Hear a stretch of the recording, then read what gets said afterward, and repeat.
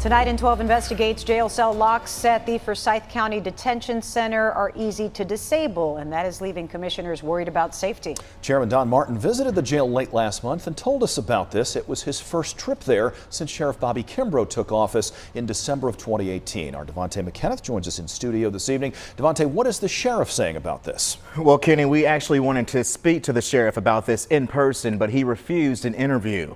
We wanted to visit the jail with our cameras rolling, but that was also denied. Although we can't get in, county commissioners did, and now they're hearing concerns directly from detention officers. I think it's an inmate safety issue, as well as it can be a detention officer issue. Forsyth County Chairman Don Martin says inmates are in danger and so are detention officers. Faulty and old jail cell locks are part of the reason why. It's very easy with that old lock to reclog it and stop it so that it shuts, but then you can pop it open.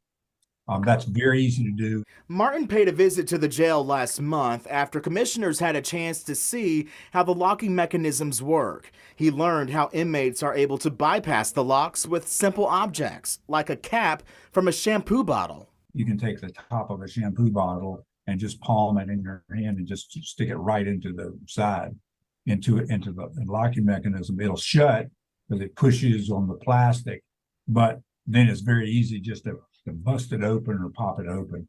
He says replacing the locks makes sense, and he's ready to start getting bids for this project ASAP, especially after a captain told him about a close call.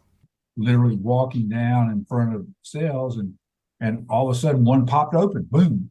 And the inmate said, "Oh, I didn't see anybody else. I just thought, didn't see it." But I mean, it happens. And those certainly can create, safety issues. Safety issues were some of the reasons why 12 Investigates asked the sheriff about the jail locks in October of last year. Here's what he said then. Of course, there were some times where people popped out. That happens all over. That happens in the federal system. And when it happens, guess what? It's corrected. Have you made an effort to get those locks replaced? Come on. How long has the command staff known about those issues? Every time that we've known about them, they send maintenance over there and redo the cells. Nearly 1 year later, Martin says more maintenance is still needed, just as badly as they need detention officers.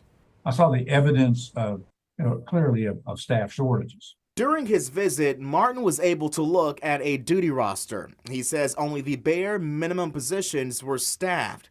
Instead of 4 officers in the control booth overlooking 4 different areas of the jail, there was only 1.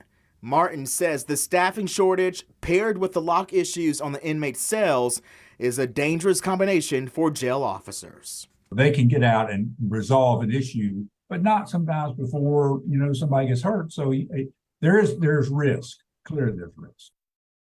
Chairman Martin says he plans to address the rest of the commission about the locks. However, an estimated price tag has not yet been announced. Sheriff Kimbrough says he is hopeful collaboration will solve the, quote, ongoing issues. Kenny?